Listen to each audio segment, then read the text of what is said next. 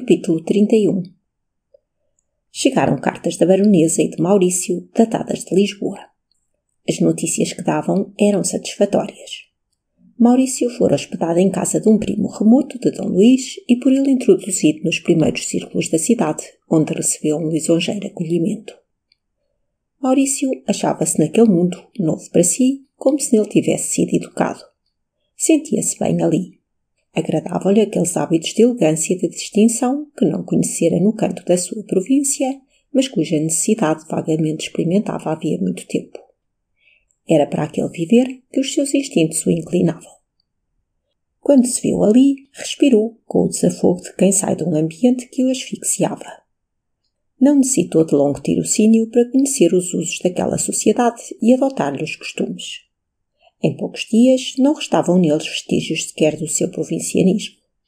Uma forte vocação substitui um lento noviciado. Os homens acharam-no espirituoso, as mulheres amável, e para com todos soube ser tão insinuante que os influentes políticos, a quem a baronesa o recomendara, tomaram por ele o mais vivo e prometedor interesse. Escusado é dizer que Maurício não foi muito escrupuloso na observância dos artigos de fé políticos com que Dom Luís doutrinara aos filhos. Para gênios como o de Maurício, um dos maiores achaques que pode ter uma ideia é o estar fora de moda. Jorge sentia que não lhe era possível abraçar a crença do pai porque a razão a condenava, e estas convicções para toda a parte o acompanhariam, porque procediam de um juízo claro e de uma aturada reflexão. Maurício, apesar de nunca ter aderido manifestamente ao credo paterno, só agora parecia havê-lo de veras renegado, porque o desgostavam os ares de sediço e desusado com que lhe aparecia a esplêndida claridade dos salões da moda. Tudo quanto havia de iminente no jornalismo político, na literatura, no parlamento, no foro, constituía agora o círculo habitual das relações de Maurício. E nas conversas animadas, cheias de vivacidade, brilhantes de eloquência e de espírito, em que ele também tomava parte, julgavam, como princípios assentes, certas proposições que ele fora educado a considerar como abomináveis heresias. Isto era o bastante para que ele abjurasse o credo velho com que o haviam catequizado na província e professasse a doutrina nova. A baronesa, que revelava tudo isto muito extensamente a Jorge, colorira e ocultara parte da verdade a Dom Luís para não o assustar. Ela, porém, via com prazer o êxito do seu protegido que excedia à sua expectativa. Em pouco tempo, escrevia ela a Jorge, teu irmão tornou-se um homem da moda. E é para ver o bem que ele sabe sustentar a posição que tomou de assalto. Nas frisas de São Carlos, nos primeiros salões de Lisboa, Maurício está como em terreno conhecido, e muitos natos e criados nestes ares invejam-lhe o seu aplomb e o seu savoir-faire inimitáveis. O ministro dos Negócios Estrangeiros, a quem muito especialmente o recomendei, dá-me as melhores esperanças de ele ser despachado como adido para o corpo diplomático. Carreira que, sobre todas, me parece a mais talhada para as predileções e talentos do nosso protegido. Estas notícias foram recebidas com prazer por Jorge e Dom Luís. Este recordou-se, ao lê-las, do tempo da sua juventude em que também trilhara a carreira da diplomacia.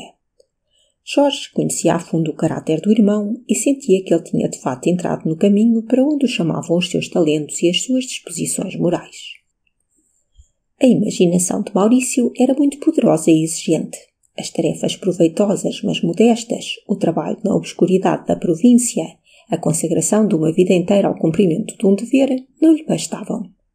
Uma impaciência insuperável desviava-o desse caminho. As brilhantes aparências, a vida agitada, a variedade de impressões, as lutas incessantes, alimento da febril ansiedade que devora certos espíritos, eram-lhe indispensáveis. Sob a influência de tais estímulos, as suas faculdades entravam em ação. Não se contentava com os aplausos da consciência própria, precisava dos aplausos do mundo. Para os conquistar, tentaria esforços sobre-humanos. Jorge era uma alma formada para o dever. Maurício, uma alma formada para a glória. Dom Luís não pôde deixar de sentir-se lisonjeado com o bom êxito do filho, não obstante as vagas apreensões que sentia de que a íntima convivência com a corrupta mocidade da corte o contaminasse. Felizmente, o velho realista não tinha já a seu lado o padre procurador com a sua incessante pregação contra os costumes do século, que era de antes o tema obrigado das conversações diárias. E desde então, as prevenções do fidalgo haviam perdido muito das cores carregadas que atingiam. Às primeiras cartas seguiram-se outras, confirmando as notícias dadas naquelas. As auras continuavam a soprar favoráveis a Maurício nos mares insidiosos da corte. A baronesa dava quase como certo o próximo despacho dele para Dido a uma embaixada de Viena ou de Berlim. Maurício relacionara-se intimamente com os primeiros personagens da situação política dominante que se interessavam por ele. As simpatias femininas, poderoso elemento de prosperidade naquelas altas regiões, como em geral em todas, conspiravam também a seu favor. Com mais um pequeno esforço, talvez fosse possível fazê-lo ministro, escrevia a baronesa a Jorge, que não é em Portugal dos postos de mais difícil acesso. Ministro da Marinha, pelo menos, que é a pasta dos principiantes e a mais adequada para os homens de imaginação como ele, onde têm muito com que alimentar, porque é a pasta simbólica das nossas glórias passadas e pouco mais.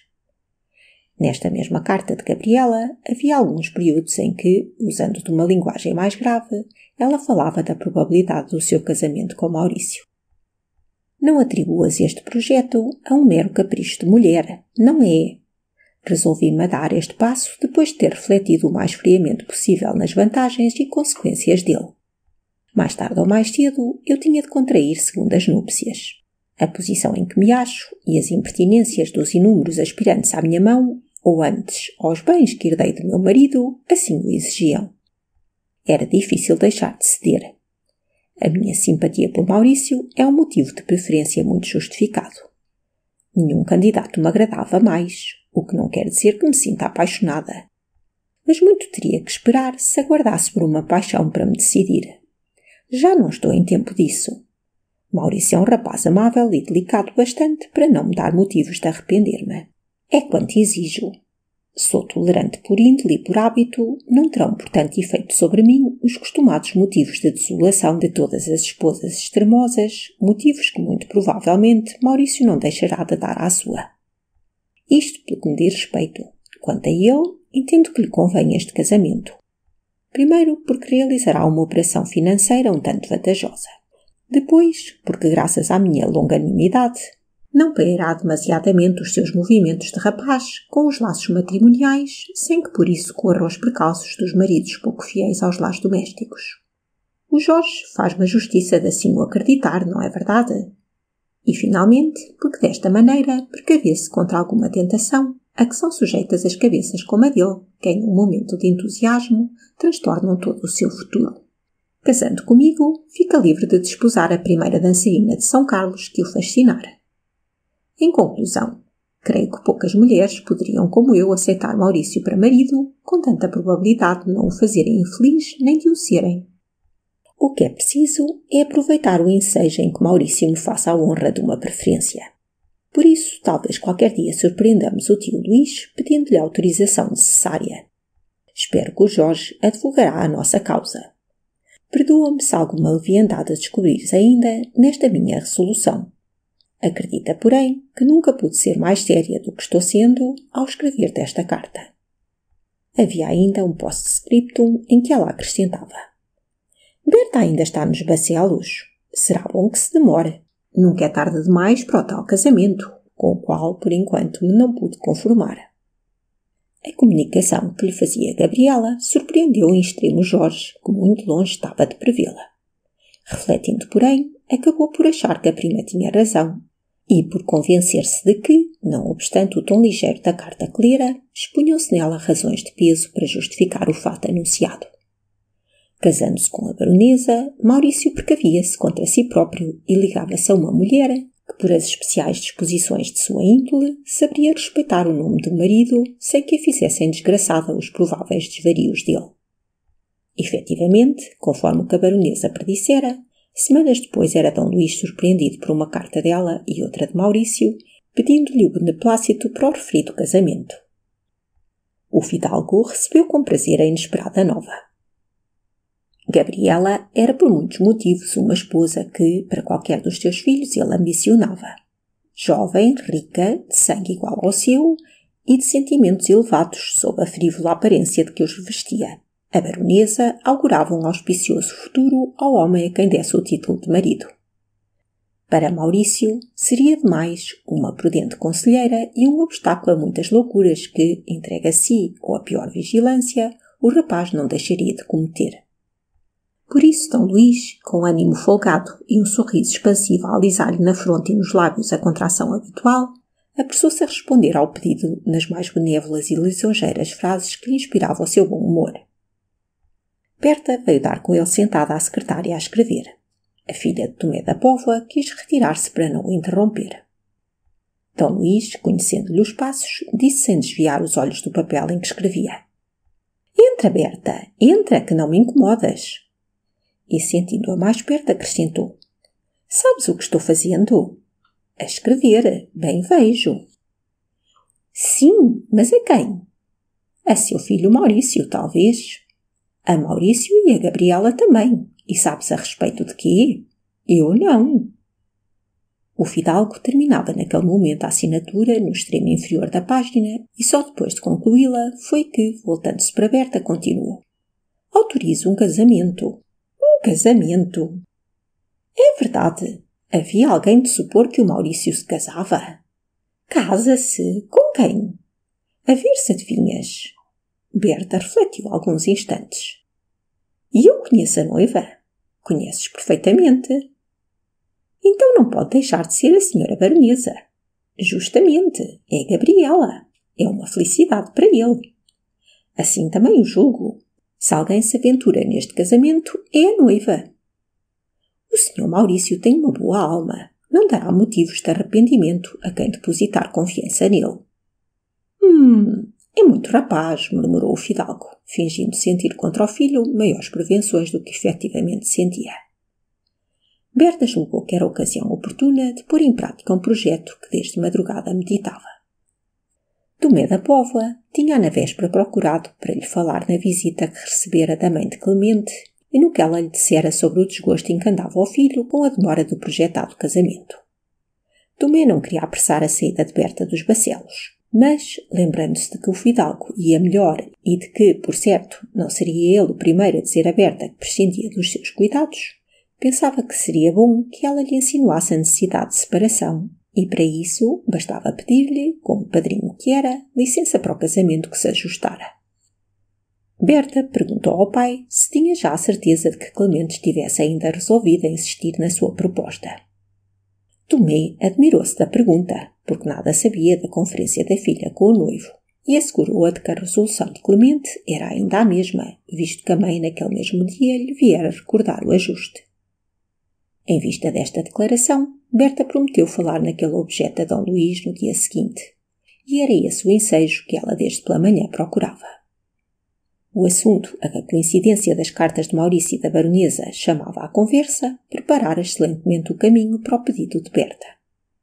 Aproximando-se da cadeira em que estava sentado o padrinho, disse-lhe com o tom de afabilidade com que aprendera a dominá-lo: "Já que está em maré de condescender com os pedidos que lhe fazem, não quero perder a ocasião para lhe fazer um também." "Ah, tens um pedido a fazer-me?" "Tenho. E tão parecido com esse?" "Com esse qual?" "Com o que lhe fez seu filho?" "Com o pedido de Maurício. Mas, então trata-se de casamento?" "Sim, meu padrinho, é de um casamento que se trata." "De quem?" interrogou o fidalgo, fitando os olhos em Berta. "De quem há de ser, se sou eu que peço?" respondeu esta baixando os seus e não podendo disfarçar a melancolia que ainda lhe causava aquela ideia. "Tu!" exclamou D. Luís sobressaltado e voltando-se rapidamente. "Tu queres? Tu vais casar-te?" "Sim, Sr. D. Luís, está decidido que isso se faça e eu peço-lhe licença para o fazer." "Tu casares-te, Berta?" repetia o velho, como se lhe fosse difícil conformar-se com essa ideia. "Mas com quem?" "Com o filho da Ana do Vedor, com Clemente." D. Luís deu um salto na cadeira ao ouvir a resposta e bateu com a mão na banca que tinha diante de si. "O quê? Ora, adeus, tu estás a brincar comigo." "Não, meu padrinho, falo-lhe sério." "Com o Clemente? Tu casares com o Clemente? Tu, uma rapariga delicada, de educação, de gosto, de sentimentos elevados, casaste com um rústico, com um rapaz que, quando muito, saberá escrever o seu nome, com o filho da Ana, com o senhor regedor. Isso não tem jeito nenhum. Isso é um disparate de tal ordem. Quem foi que se lembrou de tal? Clemente pediu-me a meu pai. E teu pai concedeu. Coisas do Tomé, afinal. Mas tu, Berta, tu consentiste. Clemente é um bom rapaz, honrado, amigo do trabalho. Ora adeus, amigo do trabalho, honrado. E é isso bastante para que uma rapariga como tu vá sacrificar o seu futuro e ligar a sua existência à de um homem que não pode servir-lhe de boa companhia. E por que não pode, meu padrinho? Ele é bom e delicado, dizem. Oh, que grandes delicadezas as de Clemente! Nem tu sabes o que vais fazer, Berta, pois deveras o coração aprova essa escolha. Não, Sr. Dom Luís, não é que o coração me peça, porém... Então quem te obriga? Por acaso teu pai violenta-te? Também não, mas o padrinho sabe que nem sempre o coração é bom conselheiro. Mais vale às vezes não esperar que ele escolha. Oh, se mais vale! Podendo-se decidir a sangue frio e antes que o coração decida, mais vale. O Clemente não pode ser teu marido. Tu, Berta, tu a quem Deus concedeu qualidades tão distintas que melhor estarias nestas casas nobres que por aí há do que algumas raparigas atoleimadas que por lá tenha encontrado. Tu, que me recordas a minha pobre Beatriz, que me pareces ter herdado os modos, os gostos, os sentimentos dela, tu has de ir casar com Clemente. Nem quero ouvir falar mais nisso. A sua muito bondade para comigo, padrinho, é que o cega, pois diga, a que posso eu afinal aspirar? A que podes aspirar? Exclamou o fidalgo, a quem a exaltação de espírito que o pedido de Berta produzira quase fazia esquecer os seus princípios mais radicados. Aqui, nesta terra de selvagens, não podes aspirar a mais, porque não há quem te mereça até. Aqui, nem sequer por sonhos se sabe o que é delicadeza de sentimentos. Nem sequer de longe se aprecia essas nobres qualidades de coração e de espírito de que Deus te dotou, e que tu queres perder na convivência com um homem grosseiro e que nem pode conhecer o tesouro que deseja possuir. Mas, Sr. Dom Luís, que outra pode ser a minha sorte? Ora, diga. Dom Luís, fazendo um gesto de despeito, respondeu com veemência. Pois bem, queres ser mulher de Clemente, não é assim? Queres ir sacrificar os teus merecimentos a esse homem? Queres dedicar-lhe todo o teu futuro, consagrar todos os teus pensamentos, todas as tuas aptidões aos arranjos da casa da Ana do Vedor? Pois bem, faz a tua vontade, mas escusas de vir pedir o meu consentimento. Eu não quero ficar com remorsos de ter sancionado um disparate dessa marca.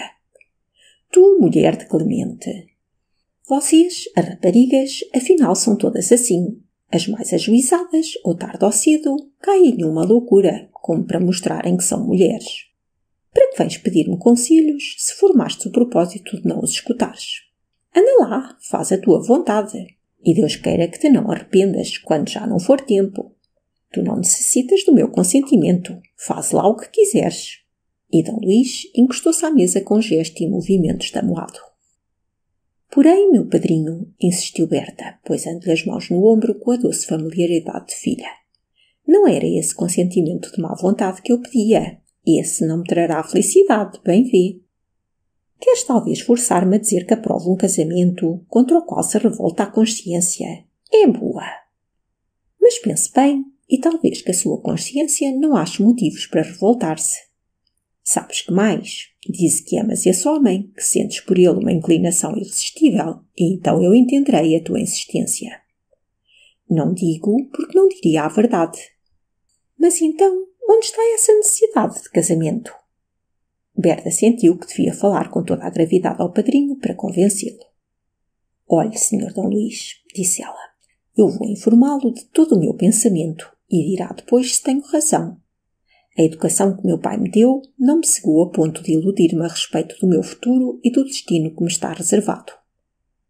O exemplo de minha mãe, que tem sabido em toda a sua vida ser a companheira fiel de um homem de trabalho e tem compreendido que a sua missão era aquela, a de fazer-lhe esquecer em casa os desgostos de fora e dar-lhe forças para continuar a sua tarefa, este exemplo nunca o perdi de vista.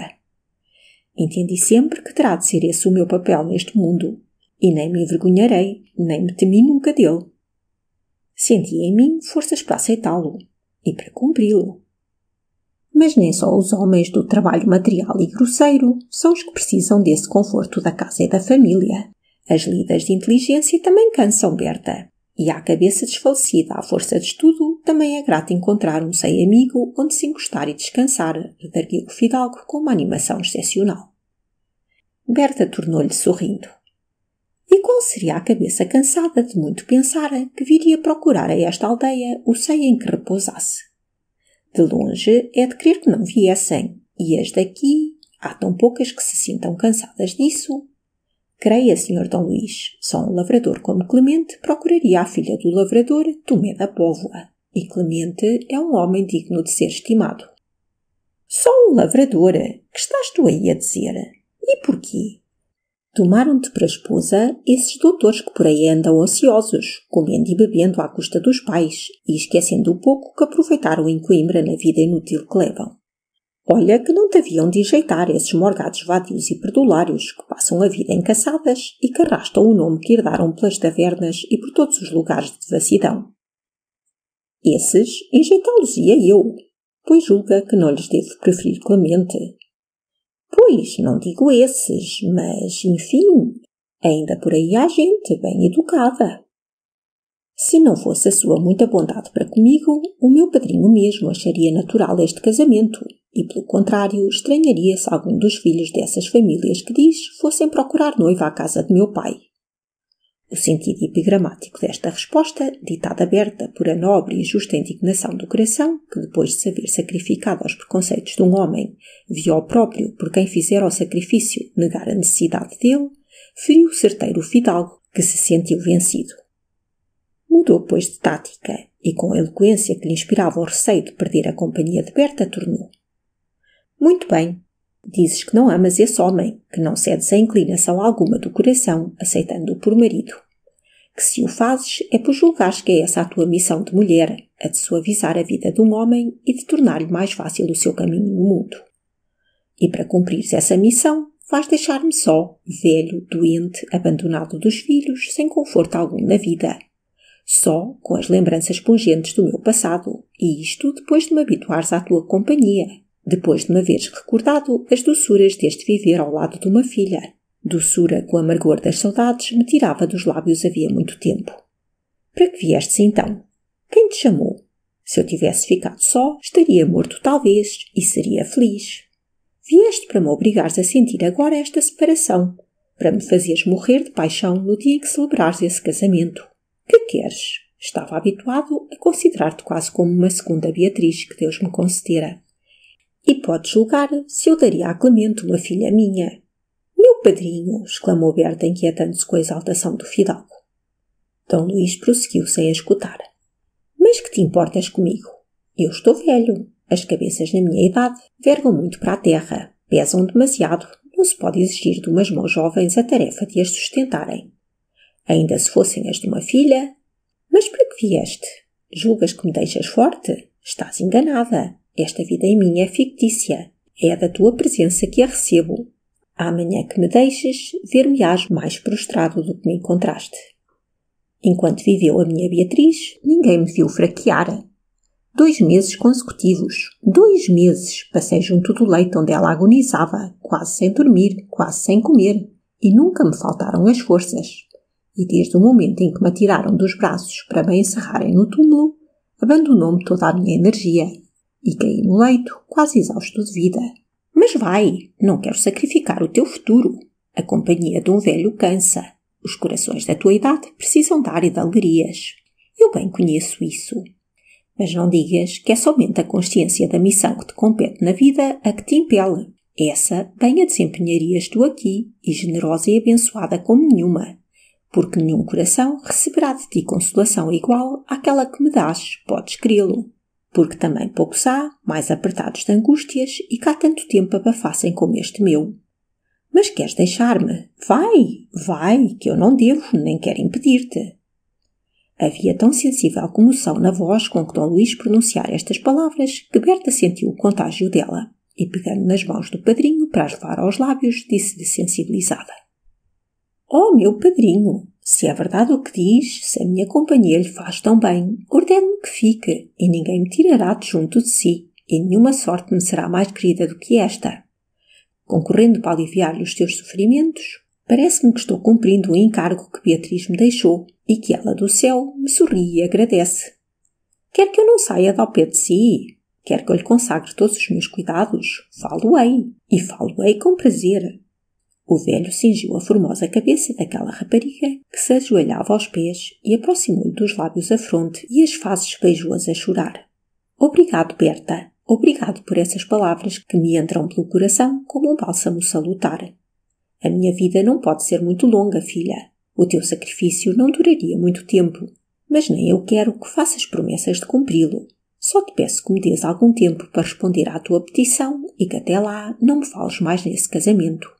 Eu pensarei e talvez me conforme com essa ideia, contra a qual ainda me revolto. Pode ser isto? Podes esperar na minha companhia alguns dias mais?